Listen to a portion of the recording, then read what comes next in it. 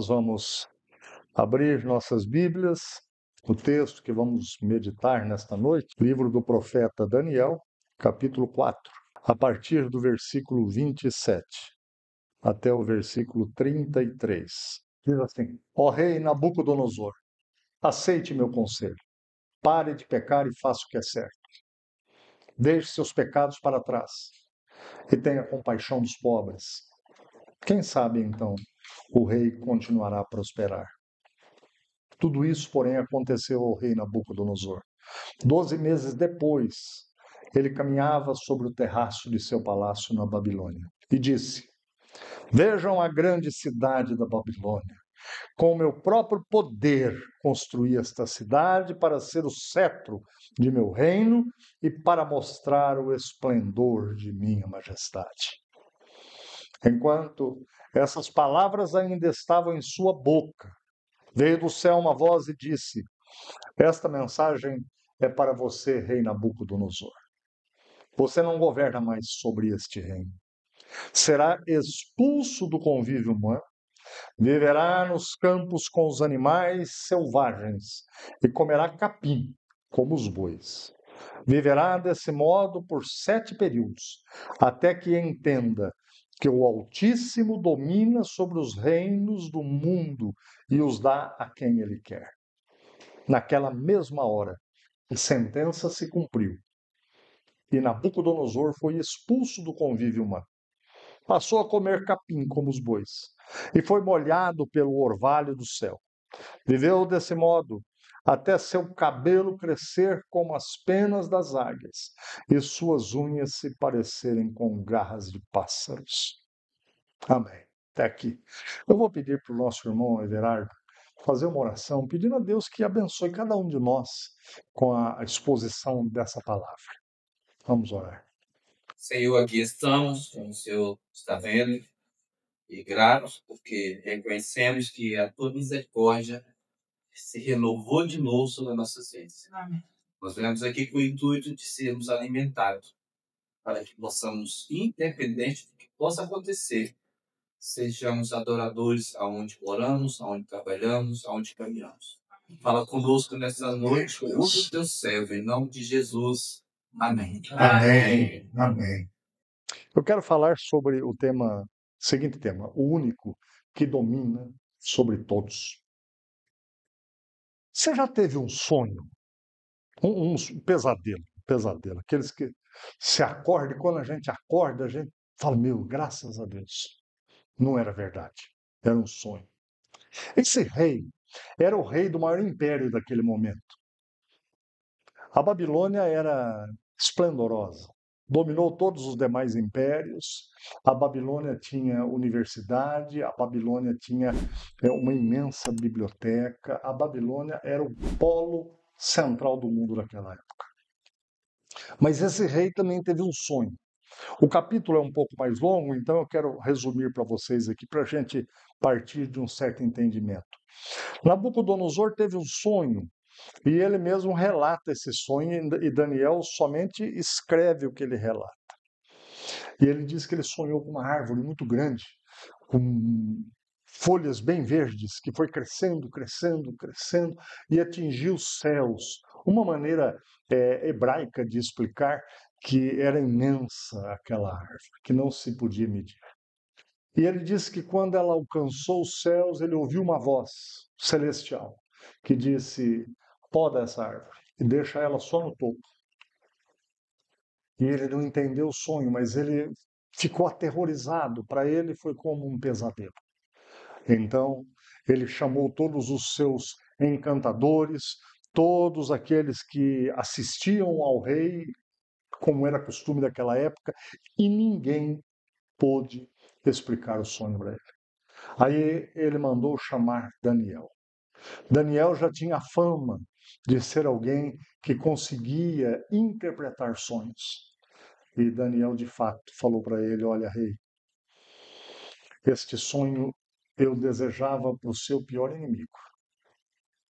Mas eu vou dizer o que este sonho representa para o senhor. E aí ele fala para Daniel: Eu vou ler o versículo 25 do capítulo 4, que é melhor na voz de Daniel que nas palavras dele. O rei será expulso do convívio humano e viverá nos campos, com os animais selvagens, comerá capim com os bois e será molhado pelo orvalho do céu. Viverá desse modo por 7 períodos, ou 7 anos, até entender que o Altíssimo domina sobre os reinos do mundo e os dá a quem ele quer. Assim como Nabucodonosor teve um sonho que revelou quem realmente domina sobre todos, nós precisamos compreender isso. E esse texto nos dá pelo menos 3 perspectivas, nos dá 3 verdades que são importantes para nós no dia de hoje. A primeira delas, a palavra de Deus sempre se cumpre. Vejam que Daniel recebeu o dom de interpretar sonhos e quando o rei lhe conta o que sonhou, ele interpreta detalhadamente, minuciosamente, ele fala, olha, vai acontecer assim, assim, assim, assim.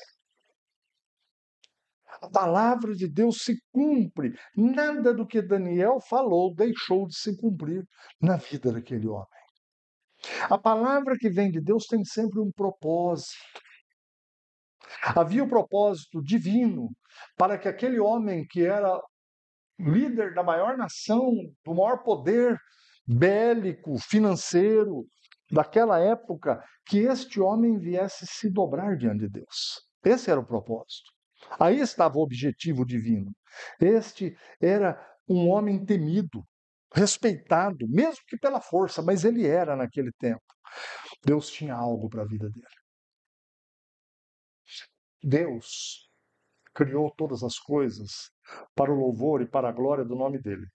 Ele tem um projeto para todos os moradores da terra, para mim, para você, como foi na vida desse rei. Jesus deixou claro que a palavra dele sempre se cumpriria. Ele falou assim: o céu e a terra desaparecerão. Esses céus, como a gente conhece, a terra, como a gente conhece, serão renovados, serão feitos de novo por Deus. Mas ele disse assim: mas as minhas palavras permanecerão para sempre. A palavra de Deus se cumpre. Era necessário antes que profetas interpretassem sonhos, trouxessem de Deus a palavra para o povo naquele tempo. Eles não tinham a Bíblia como a gente tem hoje.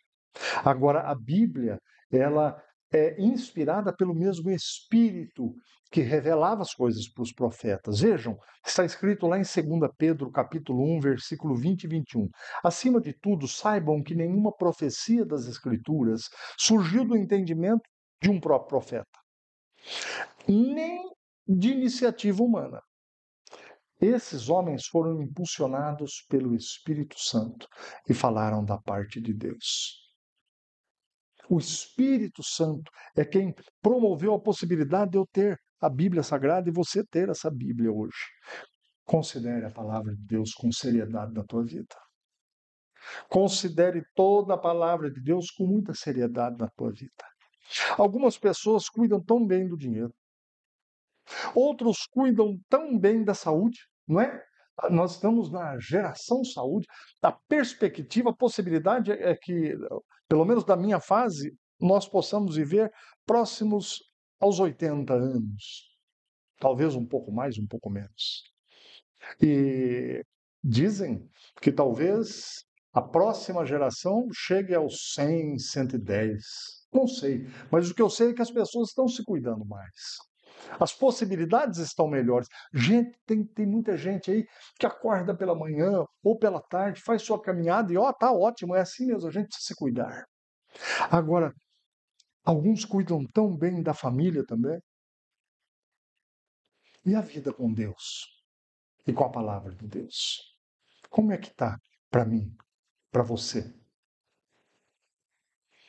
Agora, se a palavra de Deus sempre se cumpre, o que acontece quando o homem a despreza e vive de maneira ou de modo soberbo? A soberba humana ofende a Deus. É o segundo ponto que eu quero destacar aqui. A soberba humana ofende a Deus. A soberba é um estágio perigoso na vida de todos nós seres humanos. Não, pastor, mas eu não tenho esse problema. Você tem. Se você é ser humano, você tem, você corre esse risco. porque ofende e machuca o próximo, Deus não se agrada da soberba. Coisa horrível, gente, é sentar em uma mesa e ouvir uma pessoa soberba, não é? Coisa horrível é trabalhar junto com alguém prepotente, arrogante, soberbo. Horrível, terrível. Muita gente ofende e machuca o seu próximo. Seja o seu sangue ou não, com a prepotência, com a arrogância. Como é ruim você ser menosprezado por alguém que se acha melhor que você. Mas Deus também não se agrada porque com a soberba o ser humano cria o seu próprio reino. Vejamos a história do rei aqui. Claro, ele já era rei, mas ele vivia como se tudo girasse no seu entorno. Nabucodonosor, ele era um rei, mas ele criou um reino para ele, de tal modo, ele já tinha visto sinais de Deus, ele já tinha visto maravilhas de Deus. Mas ele, quando olha para tudo que construiu, os historiadores dizem que a cidade da Babilônia era uma coisa extraordinária. Ele, para agradar a esposa, mandou fazer os jardins suspensos. Pensem isso há 3.000 anos atrás. E a esposa dele, ela era de um outro país, e ele, para agradar a esposa, colocou entre os jardins suspensos. Imagina um edifício com vários andares, era isso mais ou menos o jardim suspenso da Babilônia. Ali ele mandou colocar todos os animais nativos da terra da esposa. Ele mandou trazer aquilo tudo. Diz que era algo que deixava todo aquele que visitava a Babilônia maravilhado. E quando ele olha tudo isso, diz o texto, depois de um ano que o sonho aconteceu e ele foi revelado por Daniel, depois de um ano ele olha tudo aquilo e diz: vejam a grande cidade da Babilônia. Com meu próprio poder construí esta cidade para ser o cetro do meu reino, para mostrar o esplendor da minha majestade. Este homem, além de não considerar a Deus, ele se considerava Deus. Porque era comum os reis daquele tempo serem adorados como divindade. Tanto que esse rei, um pouco antes, mandou fazer uma grande estátua dele para que ela fosse adorada. Porque eles consideravam-se divinos. Nós precisamos tomar cuidado. Este homem foi devidamente avisado. Teve o prazo de um ano para se arrepender. O texto é categórico. Depois de 12 meses, aconteceu o que Deus havia dito que aconteceria. A soberba também é um estágio perigoso, porque o ser humano não reconhece Deus nesse reino que ele cria. Eu tenho visto algumas pessoas ricas e outras que não são ricas, mas que acabam construindo no seu entorno o seu próprio reino. Vivem como se somente elas existissem, como se tudo aquilo que elas pensam se tornasse a mais extrema verdade. E isso é muito perigoso. Nabucodonosor não reconhecia quem de fato era Deus. E diante dessa realidade, Deus chama todos nós hoje para o arrependimento. O último ponto que eu quero salientar, o último ensino é: o tempo do arrependimento é agora. Quando esse homem teve o sonho, Deus o mostra, Deus lhe avisa sobre o que irá acontecer se ele não mudasse. Lembremos do primeiro versículo: ó rei Nabucodonosor, aceita meu conselho, pare de pecar e faça o que é certo, deixe seus pecados para trás e tenha compaixão dos pobres. A maneira que Nabucodonosor governava, reinava, era muito dura. E certamente os menos favorecidos estavam sofrendo demais. Este era o problema angular da vida de Nabucodonosor. E o nosso? Porque Deus fala com cada um de nós diante daquilo que a gente vive. Nabucodonosor é o representante nesse texto de todo ser humano, gente. Ele é pecador, Ele era pecador. Ele não era justo como rei. Ele oprimia o necessitado, mandava matar quando precisava matar, oprimia de todas as formas. Ele era desonesto. Ele ofendia o próximo e a Deus. Porque toda vez que eu ou você ofendemos o próximo, nós ofendemos a Deus. Porque a palavra de Deus diz que todos nós, todos os seres humanos, de todos os tempos, fomos criados à imagem e à semelhança de Deus. Nabucodonosor, além de pecador, era soberbo. Com meu próprio poder construí esta cidade. Deus é misericordioso, gente. Assim como Davi reconhecia suas fraquezas, seus pecados, e fala que Deus o restauraria, traria novamente a alegria da sua salvação para o coração de Davi. E Davi escreve o Salmo 51 depois que ele comete o pecado de adultério, de homicídio. Ele cometeu um pecado atrás do outro, né? Um abismo chama outro abismo. E ele escreve aquele salmo confessando o seu pecado, pedindo a Deus que restaure a alegria da sua salvação. Deus é misericordioso, embora nós sejamos pecadores. Deus é misericordioso, embora nós possamos ser injustos. Deus é misericordioso, embora possamos ser soberbos, arrogantes.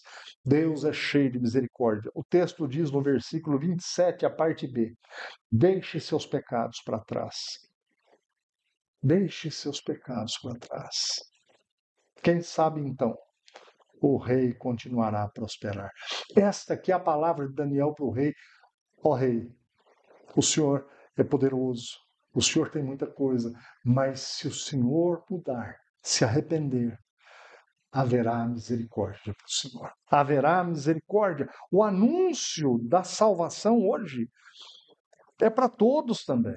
Embora Deus seja misericordioso, embora Deus seja cheio de graça, Deus ao mesmo tempo é justo. É justo. A salvação é anunciada, mas a justiça também é anunciada. Nabucodonosor, depois de um ano, não mudou. Recebeu sobre si a disciplina de Deus. O anúncio do Evangelho hoje é: creia no Senhor Jesus e você será salvo. Aquele que não crê já está condenado. O anúncio da graça, da misericórdia de Deus. Mas vem o anúncio da justiça junto. Aquele que não crer, aquele que não se arrepender, já está condenado. Somente Deus domina sobre tudo e sobre todos, gente. Somente Deus. Não é poder, não é dinheiro. Isso tudo tem um lugar próprio na nossa vida. E também não são os problemas. Alguns de nós, às vezes, quando nós enfrentamos os piores embates da vida, nós até estremecemos, achamos que nada mais vai dar certo, que nada mais será possível. Tira isso da tua cabeça, isso não vem de Deus. Tudo é possível ao que crê. Haverá impossíveis para Deus? Não haverá. Ele tem domínio sobre todos e sobre tudo.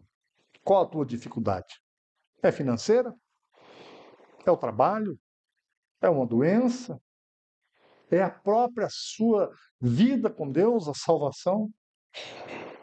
Eu quero convidar você nessa noite para dar crédito à palavra de Deus. Eu quero convidar você a nessa noite, a abandonar, seja lá o que for que tem te afastado de Deus.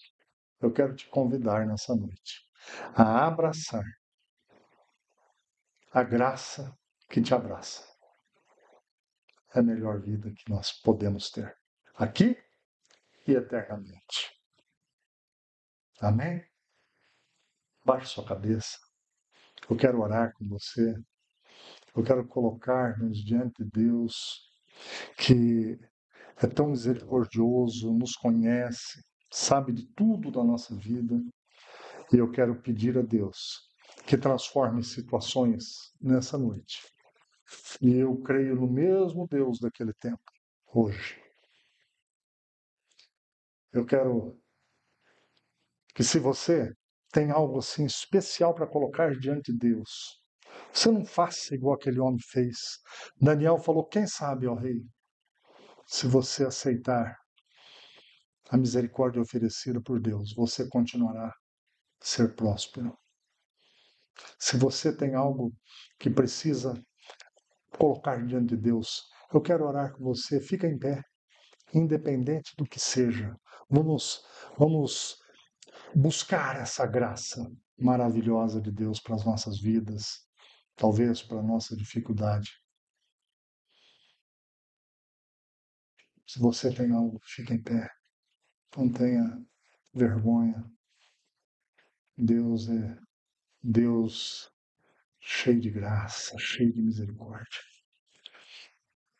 Ó Pai, nós lemos a Tua palavra, nós vimos o texto que nos conta essa história tão grandiosa. Grandiosa porque, além de espetacular, de relatar um dado histórico que ocorreu há quase 3.000 anos atrás, é a pura verdade transparente que chega até o nosso coração, porque é a palavra do Senhor.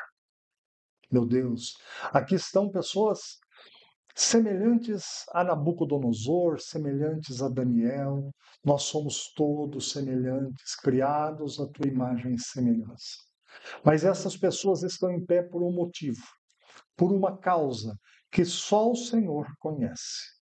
A tua palavra nos convida a posicionar-nos na tua presença, para que não seja tarde, para que a tua graça bata em nossa porta nessa noite, para que haja conserto em nossos corações, para que haja conserto em nossas vidas, para que haja direcionamento seguro, para que haja o derramar do poder do Senhor. Nós clamamos, ó Deus, por tua graça e misericórdia, porque cremos. Nós somos falhos, nós precisamos do Senhor. E a tua palavra nos afirma nesta noite que tu és aquele, o único que domina sobre todos. Derrama amor, graça e misericórdia, para que o teu nome seja engrandecido mais e mais, que o teu evangelho seja anunciado até onde nossas vozes e nossas vidas puderem chegar. Nós oramos em nome de Jesus Cristo, o Senhor e Salvador de nossas vidas. Assim seja. Amém. Amém.